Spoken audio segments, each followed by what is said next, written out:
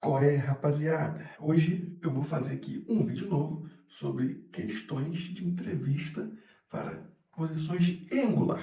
Tem o meu vídeo antigo sobre entrevista com Angular, né? E é para Júnior. E agora eu vou fazer um pouco mais geral, voltado mais para talvez alguém mais especializado. Então a primeira pergunta, e assim, não tem uma resposta certa, tipo assim, não tem um gabaritozinho, mas tem coisas esperadas como resposta, né? Que é: como você otimizaria o desempenho de um componente grande no Angular? Eu, pessoalmente, responderia que não deveria ter componente muito grande no Angular, né?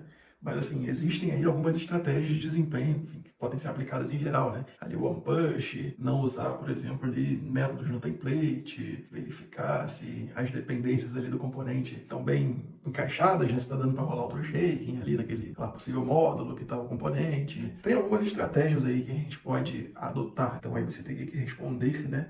Qual é a sua estratégia? De repente, seria muito interessante você contar um caso que você já tenha feito aí de melhoria de desempenho no componente grande. Mas assim, para mim, acho que o idealzão é falar, pô, não tem que ter componente grande. Eu acho que seria legal que não tivesse. A segunda pergunta que eu faria, e que é muito deixada de lado, né? Pela maioria das pessoas, eu não vejo muito artigo sobre, não vejo a galera falando muito sobre também de maneira geral, porém no dia a dia se faz muito necessário, que é o seguinte: como você organizaria os estilos SCSS da sua aplicação? Porque você usa SCSS, né? Nada de usar a LES, sei lá, que é merda aí. Usar o size ali, né? Como você organizaria os estilos ali da sua aplicação, né? Eu basicamente costumo organizar e defendo que seja organizado assim, seguindo o padrão ali do próprio SaaS, né? Você entra no site ali e tem ali uma arquitetura, né? Que você cria ali uma pastinha ali com arquivo de componentes, uns testes de componentes. Não é a mesma coisa que componentes do Angular, né? Componentes de CSS, você tá separando ali, tem a parte de utils, tem uma série de coisas ali, uma seção só para mixins e tal. Basicamente seguir a arquitetura que o próprio SaaS coloca ali, né? Eu vejo muito projeto, na verdade, a maioria dos projetos que eu vejo, a galera parece que esqueceu que o CSS tem que ser arquitetado também. Quando a gente fala de arquitetura de front-end, o CSS faz parte. Beleza, o Angular encapsula muito bem as coisas, a gente consegue fazer as coisas muito específicas por escopo e tudo mais, e blá blá blá, mas seria muito interessante que a gente tenha uma arquitetura bem feita para o CSS da aplicação, tá ligado? Então, seria interessante você falar das experiências que você teve organizando o seu CSS e tudo mais, coisas que você já passou, porque assim, não tem como trabalhar na aplicação grande sem ter tido problema de CSS. Não tem como, tá ligado? Alguma experiência para falar você vai ter. Nem que seja uma aplicação de exemplo ali. Você começou a montar, sei lá, cara, um to-do list que vai virar um aplicativo de Pomodoro, pô, já vai começar a dar problema, tá ligado? Se você não arquitetar. Tem sempre alguma coisa que você tem que fazer com o CSS, aí você passa a sua experiência. Próxima pergunta, para captar aí suas capacidades de desenvolvimento, também não tem uma resposta correta de gabarito, mas seria interessante você responder com a sua experiência.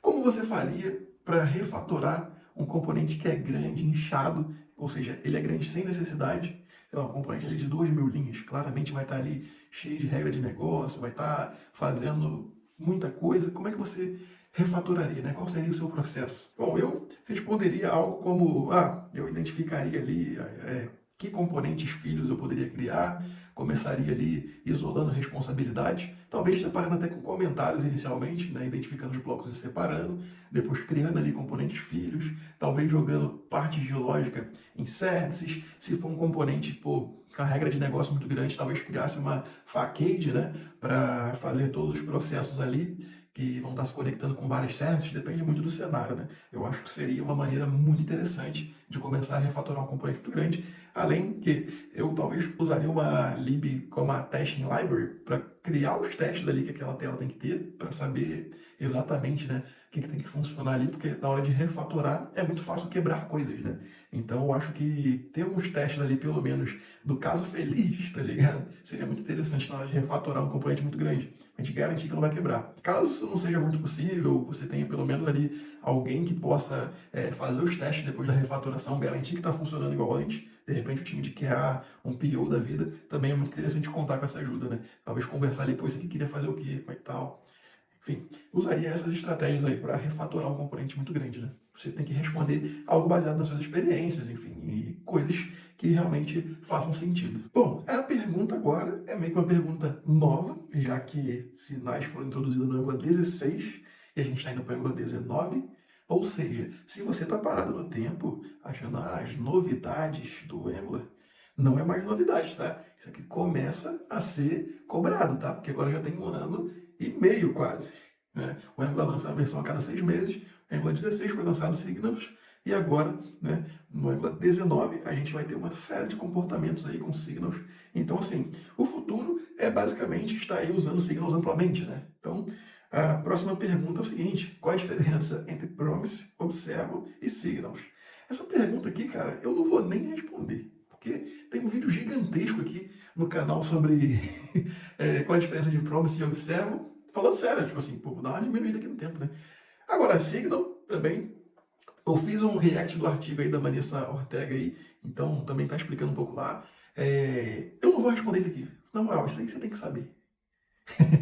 Mas assim, basicamente é uma pergunta séria, que ela começa a aparecer agora, porque, enfim, como eu disse, já tem 1 ano e meio que tem Signal aí no Angular, então você precisa começar a saber. A gente vai ter Component Signals aí em breve, então é realmente uma coisa que tem que começar a estar no sangue. Então, essa pergunta aí, como eu falei, tem um vídeo aí sobre a diferença de Observe e Promise, para você entender detalhadamente a diferença. E sobre Signal, eu vou fazer até um vídeo sobre ainda, mas já tem o vídeo aí que eu fiz o react do artigo, falo um pouquinho sobre, enfim, conteúdo tem, é importante saber essa pergunta. Bom, para quem está assistindo até aqui, vou lembrar, eu tenho uma consultoria de entrevistas. Você quer saber qual é o seu nível, quer saber se você está atualizado com o mercado, se você passaria numa entrevista para o nível desejado, por exemplo, você é um cara pleno, você acha que já virou sênior, mas não tem certeza se passaria na entrevista, pai e tal, eu faço a consultoria, eu vou simular a entrevista com você, a gente vai pegar e conversar ali como se eu estivesse de fato fazendo as entrevistas, né? Sou entrevistador há 5 anos, tenho experiência demais aí na área. E aí eu vou te passar um relatório no final, qual nível eu acho que você tem, se você passaria na entrevista para o nível que você quer, materiais para você estudar, o que eu acho que você foi fraco na entrevista, tecnicamente, e também em questão de soft skill. Então, basicamente, eu vou fazer a entrevista aí completa com você para um desenvolvedor web especializado em Angular. E aí você vai conseguir ter esse feedback que, infelizmente, a maioria das vagas não tem, né? A próxima pergunta é: como você faz gerenciamento de estado nas aplicações que você desenvolve? E que tipos de estado tem numa aplicação? Pode me detalhar?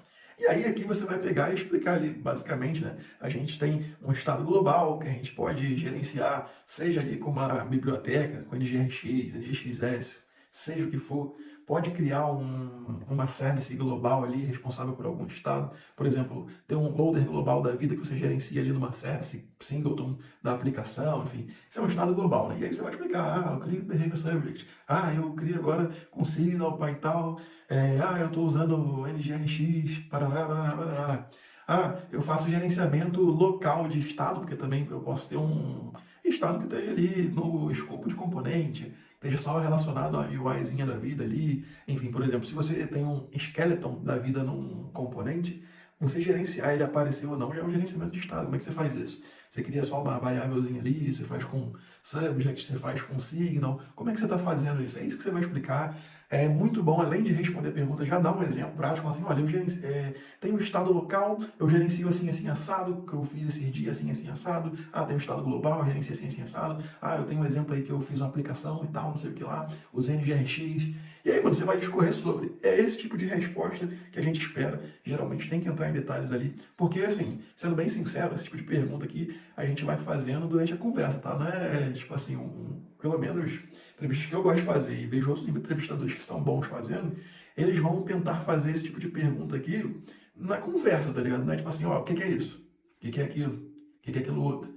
Você vai chegar e vai, pô, fala de você, fala do projeto aí que você fez, pai, tal. Aí você vai estar começando a falar ali sobre o projeto. Aí você vai falar assim, não, tinha um formulário assim, assado, tal. Aí a gente já vai encaixar, pô, como é que você faz validação de formulário, pá, não sei o que, nesse projeto, como é que foi. A melhor entrevista, geralmente, é um tipo de conversa, né? Você vai sacar essas perguntas que eu estou fazendo aqui durante a conversa, elas vão ser feitas ali de alguma maneira, talvez não diretamente, em algumas entrevistas diretamente, né? Mas tem que estar preparado para os dois jeitos, né? Mas o melhor tipo de entrevista, na minha opinião, é conversativo ali. Você está ali conversando, trocando uma ideia, principalmente para cargo sênior especialista, tá? Esse tipo de pergunta aqui geralmente vai vir para o pessoal que é mais especialista, mais sênior, porque a gente quer entender o que o cara pensa sobre a aplicação, o que ele entende do framework, como que ele desenvolve as coisas, como é que ele resolve problemas. A próxima pergunta é: como você lida com erros de maneira global? Como é que você lida com erros na sua aplicação, na verdade, né? Talvez seria uma pergunta que seria feita, né? Então acho que seria interessante você responder como você faria ali de maneira mais local, né? E como que você faria ali de maneira global, né? A resposta que a gente espera mais ou menos é que você fale, vou ter ali um error interceptor, vou ter ali um interceptor que tem ali um tratamento já de erros ali parcialmente. Até porque, olha lá, experiência aqui. Já trabalhei numa aplicação que tentaram fazer um tratamento assim de erros ali todo no Interceptor, e aí ele não passava os erros adiante, né? Ou seja, ele não observa o que eu fiz a requisição HTTP, não chegava quando dava erro, tá ligado? Chegava, sei lá, um objeto tratado já, uma coisa assim que não condizia com o erro, né? E às vezes você precisa saber o status do erro, você precisa saber uma série de coisas, só que tentaram fazer uma coisa muito genérica ali globalmente e pô, deu merda, obviamente. Você precisa ter um nível de tratamento local e um global, né? Só que o global, assim, é muito mais para coisas que você já conhece da aplicação que vai dar pau, né? Um 401 da vida, algumas coisas assim. Você trata ali globalmente, né? E aí você vai passar a sua experiência, como é que você fez Interceptor, e os erros locais você trata ali, enfim, com operadores do RxJS, medidas ali para não exibir erro na UI, ou então para informar de maneira inteligente esses erros na UI. A próxima pergunta é como você organizaria ali uma aplicação com vários módulos que tem muitas funcionalidades? Talvez ela seja até vendida de maneira dividida, né? Às vezes ela vende 3 módulos dessa aplicação, às vezes ela é vendida completa. Enfim, uma aplicação muito grande que tem funcionalidades muito específicas ali que podem ser divididas. Como é que você organizaria esse projeto? Como você começaria a arquitetura, né? E aí, nesse tipo de pergunta, a gente espera ali que você fale, talvez, vou começar ali um Angular Workspace dividido em libs, ou talvez, vou começar ali usando o NX, né, que é um monorepo, ou simplesmente, eu vou usar alguma biblioteca ali de monorepositório e vou organizar ali dividido em bibliotecas, cada módulo específico de negócio, né, cada módulo vai ser uma biblioteca e tudo mais. Esse tipo de resposta que a gente espera mais ou menos, né? Você tem pelo menos uma noção, já tem ouvido dessa possibilidade de trabalhar ali com múltiplas bibliotecas, montando sua aplicação, porque isso é muito importante, né? Principalmente para as aplicações corporativas, né? A gente sabe que, querendo ou não, o Angular hoje ele está presente muito mais no mercado corporativo, então é muito comum ter esse cenário. Outra pergunta que talvez hoje é sucesso, né? Você sabe o que é micro front-end? Você sabe dizer os prós, os contras de trabalhar com micro front-end? E aí, se for para mim, você tá na entrevista, você viu que é minha cara, e você vai responder assim, os contras de trabalhar com micro front-end, todos. Os benefícios, nenhum. Caraca. Não, mas falando sério agora, quais cenários você colocaria um micro front-end, né? Quais seriam os cenários de verdade para usar um micro front-end? Quais seriam os contras ali de usar um micro front-end, né? O tipo de coisa que eu espero nessa pergunta, né, é que você responda algo como os micro front-ends eles são muito importantes ali quando a gente tem uma aplicação web legada e quer criar uma aplicação nova e não pode abrir mão da aplicação legada ainda. Então, a gente costuma criar um projeto novo e arruma uma maneira dele se conversar ali com o antigo, geralmente criando ali um micro front-end, colocando num iframezinho o antigo, mesclando ali funcionalidades e tudo mais, até que seja possível refaturar todo o projeto legado. Outro caso para usar micro front-end, portais gigantescos, talvez ali o G1, Globoesporte.com, o UOL, portais assim geralmente tem micro front-end, mas é muito por questão, digamos, organizacional, não que seria uma necessidade de fato de ter, mas aí precisa ter ali uma parte do patrocinador, precisa ter ali uma parte de uma aplicação que é feita sazonalmente, enfim, tem vários cenários aí que acabam sendo colocados ali como micro front-end, nesses portais muito grandes. Agora, qual os contras aí do micro front-end? Por exemplo, no Angular, o browser platform não pode ser utilizado com o módulo Federation. Tem um bug aberto aí desde 2022 ou 2021 sobre usar o módulo Federation principalmente com o Angular Material ali, não funciona, tá? Pode testar aí que não funciona. E aí seria um contra, porque você não consegue usar ali animações do browser usando o módulo Federation, por exemplo. Outros contras, né? Você não consegue depurar a aplicação de maneira ideal quando você está trabalhando com micro front-end. precisam fazer estratégias que são bem, na verdade são bem gambiarras, tá? Para fazer debug ali do que está acontecendo, dos problemas, você perde os benefícios do framework. A gente sabe hoje que o Angular, cada versão tem melhorado mais na maneira de exibir erros. Quando você pega o microfrontend, você joga isso no lixo, tá? O tempo de build também e tudo mais, jogou no lixo. Muita coisa quando você escolhe usar o microfrontend, você joga no lixo, todos os benefícios do framework. Isso daí para qualquer um, tá? Seja React, Vue, Angular. Você começou o microfrontend, a verdade é que o browser, ele não entende que aquela desgraça ali é um front-end só, né? Porra, tá quebrado em vários, o browser ele não entende. O front-end, ele não é igual o back ali, com microserviço, não sei o que lá e tal. O micro-front-end, ele é, na verdade, é a solução de um problema de negócio, de escalação de equipe, basicamente. Ou então igual eu comentei no primeiro cenário positivo, que é para ter uma aplicação legada convivendo com uma nova. Então, mas geralmente nesse cenário da legada com a nova, você até consegue, basicamente, ali usar o framework normal e injetar ali a aplicação legada. Vai ser um micro front-end, que o conceito virou esse nome, mas aí você ainda consegue ter pelo menos os benefícios do framework ali funcionando decentemente, né? Agora, quando você tem ali, sei lá, 4, 5 aplicações Angular junto, não sei o que lá, começa a dar merda, né? É isso aí que tem sido muito problema. Hoje, várias empresas aí têm iniciado projetos por padrão como micro front-end, cara. Porra do CRUD, os caras estão iniciando como micro front-end, não tem necessidade nenhuma, né? Com a Shell, com, porra, outras aplicações ali, sem necessidade, tá? Isso aí é um grande equívoco, o monorepositório resolveria. Isso aí é muito papel de gestores que não querem se conversar, aí quer que cada equipe tenha ali a sua aplicação, sendo que poderia muito bem ser organizado com o Emacs ali, configurado os limites ali de qual lib vai mexer em qual, enfim, qual tem autorização para fazer o quê. Então seria muito mais interessante dar um monorepositório na maioria dos casos, e a galera está usando micro front-end. Então tem uma coisa assim grande para você falar sobre, né? Eu acho que basicamente tem mais perguntas a serem feitas, talvez de que maneira você debuga as suas aplicações, também não tem uma resposta certa. Eu particularmente, vou ser sincero, eu uso o console log pra caralho, quero que se foda. Eu já vi vários especialistas aí em Angular GDE, ou seja, por certificado pelo Google que o cara é especialista em Angular, falando que debuga com console também, então não tô nem aí. E uso também a extensão do Chrome lá, que é o Angular também, extension lá. Enfim, eu uso essas duas maneiras. Aí você vai falar a maneira que você debuga, eu uso o debugger ali, enfim. Você vai falar a sua maneira de debugar, não tem resposta certa. É só para entender como é que você faz, você sabe o que você está fazendo, dá um cenáriozinho ali. Acho que, só para fechar, que também só mais um exemplozinho, né? Talvez, se for uma vaga ali de sênior, especialista em Angular, e for uma empresa que esteja com um projeto mais recente, em vez de estar ali já no 17, 18, ou 19 que está para sair, né, se você tiver nesse vídeo depois, ou seja, qualquer versão mais acima, né, geralmente é perguntado assim, pô, quais são aí as últimas novidades do Angular e tudo mais, aí você vai ter que falar sobre ali dos signals para frente, tá ligado? Vai falar ali sobre o control flow, vai falar ali sobre o SSR, você vai falar sobre uma série de coisas ali, porque você sabe, você está informado. Você me segue lá no LinkedIn, você está lá no meu grupo do WhatsApp, você sabe de tudo isso. Você assiste aqui os vídeos do canal, então você sabe responder, você vai estar tranquilo para responder essa. Então é isso, galera. Eu acho que eu consegui passar muito bem aqui o que é esperado de uma pessoa mais especializada. Vocês podem ver que, assim, perguntas muito específicas, de tipo, o que são decorators? Me dê um exemplo de um decorator customizado, um custom validator de forma, como é que você faz? E tudo mais, pode ser até que aconteça, mas a maioria das empresas vai estar focado nesse nível assim, de sênior, né, especialista e tal, e fazer esse tipo de pergunta aqui para entender como é que o cara trabalha e tudo mais. Porque não adianta o cara ser, porra, muito especializadão no framework e ele não saber usar o que ele aprendeu da tecnologia, tá ligado?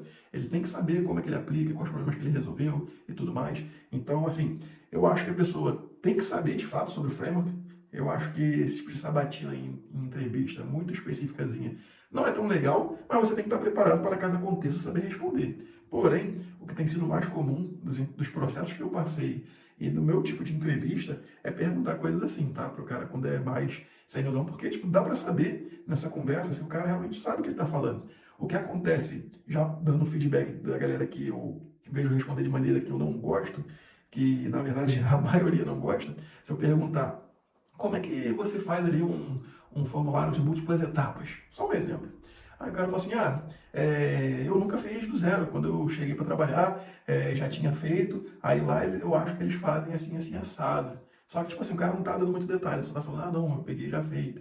Aí eu falo assim, pô, mas beleza. E aí nesse formulário de múltiplas etapas, como é que é feita ali a validação dos formulários? Aí o cara fica tipo, pô, quando eu cheguei tava pronto, tal, não sei o quê. ou então, tipo, não consegue explicar. Eu acho que você não tem problema nenhum você não ter feito algo do zero. Mas a partir do momento que você chega para trabalhar num projeto e está feito, entenda o que está feito lá. Entenda como foi feito, por que está assim. Porque se você for perguntado, você não pode responder, eu acho que estava assim já e está funcionando, aí eu não vi muito. Entendeu? Não pode ter esse tipo de resposta. De você não conseguir entrar no detalhe técnico mínimo. Tipo, se o cara não conseguiu aprofundar em nada, geralmente, já era. Mas é isso, galera. Eu espero que tenham gostado. Se inscreva no canal, deixa aí o like, comenta aí qualquer coisa, porque na verdade qualquer comentário que você faça, o YouTube entende que o vídeo é relevante, acha que, enfim, tem que recomendar mais. Então, porra, comenta qualquer coisa, caralho. Tô na meta aí de, passei de 1.000 inscritos agora, talvez eu chegue em 10 aí algum dia. A meta é essa, vou deixar aí a meta aberta. Basicamente, precisa que vocês comentem, deixem o like, se inscrevam no canal. Espero que tenham gostado. E como eu já falei, tem a minha consultoria. Se precisa, entre em contato. Vai estar meu e-mail e o link do grupo do WhatsApp aqui na descrição. Tamo junto. Até mais.